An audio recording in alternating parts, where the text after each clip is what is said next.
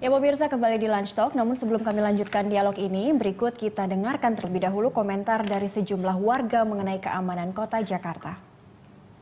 Belum sih, apalagi sekarang lagi ada begal ya di Depok ya. Itu ya ampun rawan banget masalahnya tuh, saya kan kadang suka ke sana. Jadi sekarang tuh belum terlalu aman lah kalau menurut saya. Menurut saya sih lumayan aman sih. Lumayan aman, cuman ada tempat-tempat tertentu yang memang harus diperhatikan. Keamanan Jakarta sudah lebih baik sih. Saya habis turun dari stasiun Gondang Dia, sekarang stasiunnya juga udah mulai aman dari copet segala macam, udah nggak ada karena kan sekarang ada tiket yang maksudnya dari gate kan gitu, seperti itu.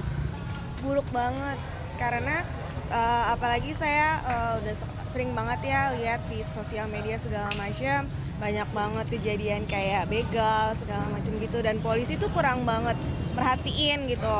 Padahal polisi tahu gitu, seharusnya polisi tuh lebih disiplin, lebih banyak berpatroli lah di Jakarta supaya nggak meresahkan warga gitu. Keamanannya itu ya banyak petugas yang berjaga-jaga aja gitu ya, khususnya dari lalu lintas. Itu kan wajib ya, maksudnya harus gitu. Tetap menjaga keamanan dengan melibatkan berbagai pihak, salah satu petugas keamanan tentu, Hansip tentu dilibatkan, masyarakat tentu dilibatkan. Kalau untuk pemerintah sendiri sih, kalau dari jalanan sendiri sih masih banyak ya copet-copet, jambret-jambret seperti itu. Ya mungkin kalau dari pemerintahnya sih sebaiknya ada peningkatan sih atau patroli-patroli seperti itu. Lebih pengennya tuh polisi lebih ini aja kalau menurut saya ya kan, karena kan di sini kan yang menjaga keamanan kan polisi ya. Polisi lebih lebih banyak buat perhatiin masyarakat, lebih banyak diluasin. Ya pemirsa, kembali di Lunch Talk, saya mau ke Pak Yayat dulu nih. Ada 3 upaya yang hendak dilakukan oleh Gubernur Ahok nih, sudah diumumin. Di antaranya adalah pemasangan CCTV, pengaturan pemukiman liar, dan yang ketiga adalah penertiban preman-preman. Kira-kira ini 3 langkah ini sudah tepat belum kalau menuju ideal livable city yang Anda katakan tadi? Sebetulnya ini lebih mengedepankan sisi pendekatan keamanan. Akar masalahnya di kemiskinan sebetulnya. Mungkin di sini persoalan pendekatan ekonomi dan sosial yang harus didorong.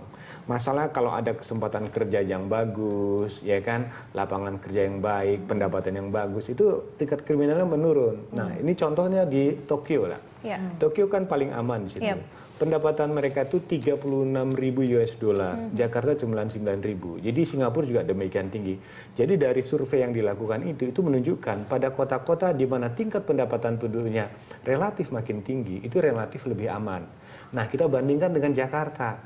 Hasil survei BPS mengatakan berapa tingkat kelayakan hidup yang baik buat Jakarta. Rata-rata tahun 2012-2013 itu 7,6 juta per bulannya untuk suami dengan 3 anggota keluarga ya.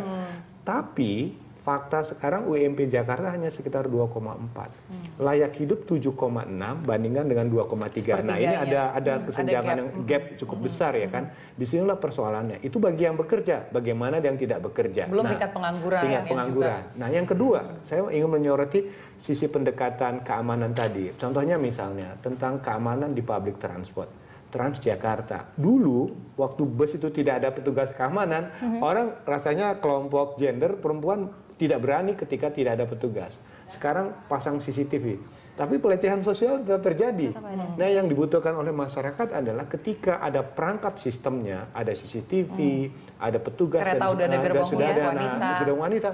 Ketika ada kejadian, bagaimana reaksi cepat untuk mengatasi masalahnya itu. Jadi orang sebetulnya merasa kemana-mana aman ketika kota itu mampu memberikan garansi sistem yang baik. Jadi dalam hal ini yang kita butuh adalah membangun struktur sistemnya.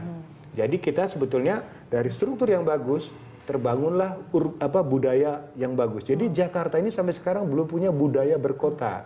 Ibaratnya tinggal di metropolitan, kulturnya katroan. Masih kurang. Ya, jadi transformasi tidak terjadi. Anda setuju kalau approach yang selama ini diambil oleh Pemprov ini masih lebih ke memperbaiki yang kasat mata aja, kasat mata dari saja. keamanan saja. Tapi nggak benar-benar ke akar permasalahan. Akar masalah. Jadi contohnya begini. kita berkota itu artinya berbudaya. Bagaimana tinggal di kota itu ada namanya peraturan. Peraturan dilarang buang sampah, perda ketertiban, perda keamanan, semuanya ada.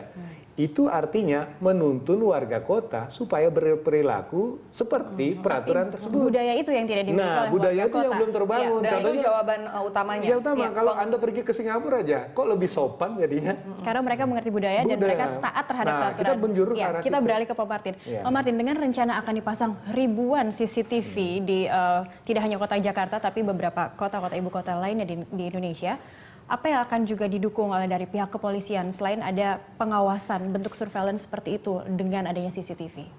Kalau kami itu menunggu itu. Semakin banyak itu bagi kepolisian semakin baik dan semakin memudahkan pekerjaan kepolisian. Kalau ada satu katakanlah pengutil di gerai-gerai apa ya, gerai minimarket itu sudah bisa membantu sekali, apalagi ini nanti hampir 2.500-an katanya. Itu sangat membantu dan kita tunggu aja pelaksanaannya, realisasinya. Teknisnya akan seperti apa Pak saat CCTV itu sudah terpasang, ribuan CCTV itu sudah terpasang, kaitannya terhadap tindakan kepolisian? Ya, memang nanti tentu akan ada sumber daya manusia yang mengawaki ya, apalagi kata Pak Ahok akan terkoneksi ke polisi ya. Nah, kita sendiri kan sudah punya sebenarnya di NTMC, tetapi khusus buat jalur-jalur tertentu untuk informasi kemacetan dan sebagainya. Nah, kalau di tempat-tempat semakin banyak nanti kita connect ke situ. Tapi tentu itu perlu ada penambahan sumber daya manusia Tapi di saya situ. ingin menambahkan sedikit, Pak Martinus, mungkin kita perlu memperbaiki kepercayaan masyarakat. Kalau ada kejadian, lapor ke polisi, kira-kira ada biayanya enggak gitu ya. Langsung ditanggapi Maksud tidak, saya Pak. itu ada kesan katanya mohon maaf paradigma yang kita harus terubah di masyarakat, kehilangan ayam nanti malah kehilangan kambing kita. Nah, kalau itu mungkin kita harus bangun itu, Mas. Kami melihat kalau polisinya itu sudah berubah loh, masyarakatnya yang belum. belum. Merasa kalau tidak memberi itu tidak enak. Nah, itu kan ini kita lucu harus nih. Kembali Ini ke lucu budaya nih. ya, Pak. Padahal polisinya udah nggak minta, tapi ini penting. Saya beberapa minta kali loh. mengatakan seperti itu, saya ditertawai.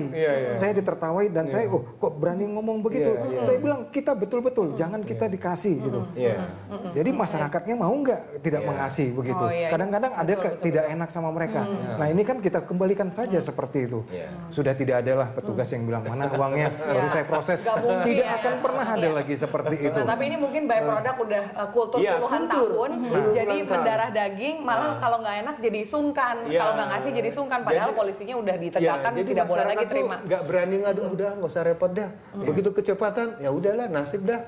Nah, Itu sendiri saja itu seperti itu sendiri ya, Pak. karena dia tahu kalau saya ngadu ini panjang banget. Iya. Nah, bagaimana sebetulnya ketika ada laporan, dulu kan ada URC kan, unit reaksi cepat. Dalam sekian detik, makanya kadang-kadang ini menarik lah. Kalau ada kejabatannya teroris atau apa cepat sekali, tapi kejahatan pada skala di lingkungan, nah ini yang kadang-kadang orang masih antara lapor, tidak lapor. Jadi ini seperti terpendam. Gimana nih Pak Martin? Mungkin kalau untuk petty crime petty crime mungkin nggak polisi yang jemput selalu bola? kami sarankan satu begini ya, kalau masyarakat tuh jangan fobia lah sama polisi.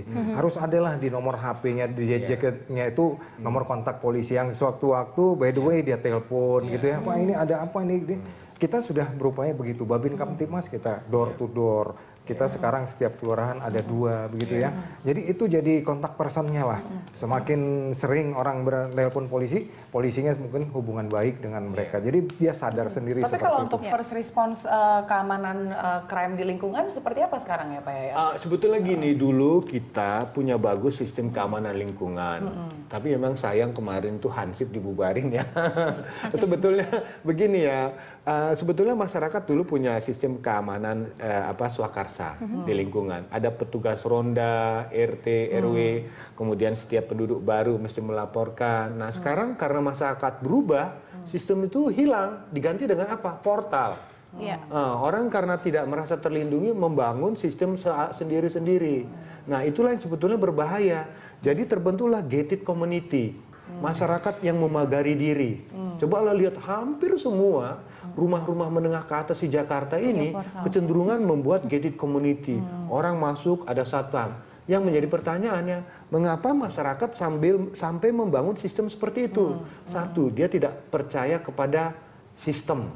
Itu yang harusnya kita bongkar bagaimana eksklusivitas itu bisa kita bongkar menjadi sesuatu yang lebih inklusif. Ya, terjadi kesenjangan dan nggak ada asimilasi ya. Betul. Kembali lagi ke cara lama seperti itu ya Ya. Pak ya. Oke, budaya, kesejahteraan itu korelasinya erat dengan keamanan suatu negara. Keamanan. Kita lanjutkan sesaat lagi setelah jeda berikut. Pemirsa tetaplah di Lunch Talk. Kami kembali sesaat lagi.